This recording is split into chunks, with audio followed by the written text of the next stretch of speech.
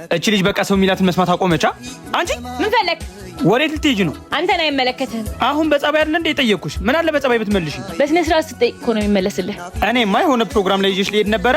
ተይው በቃ። እኔም ፕሮግራም አለኝ እንጂ መጥቼ ብተባበርህ ደስ ይለኝ ነበር። ጭራሽ አብሮ መሄዳችንም እንደ ትብብር ነው የምታዩ? አዎ ከእንደኔ አይነት ንግስት ጋር መታየት እኮ ላንተም በረከት ነው። ወይ ጉድ! በቃ ሸኝኝና ብር ልስጥሻ። የምርህ ነው? ኧረ ሰፍ ማለት ብር የለሽም ማለት ነው። አሪፍ አጋጣሚ ነው። በቃ ሸኝኝና ሰጥሻለሁ።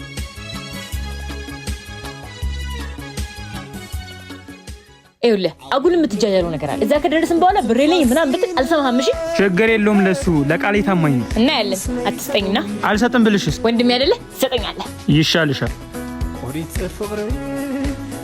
በቃ ጀለሶች ጋር ደርሻለሁ። መመለስ ትችያለሽ።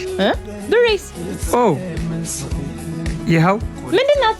ይኸው ቃል በገባሁት መሰረት ሰጥቼሻለሁ። እና 10 ብር ነው የምትሰጠኝ? እንደምሰጥሽ እንጂ መጠኑን እንኳን አልተናገርኩም። እና 10 ብር ምችለው እሱን ነው።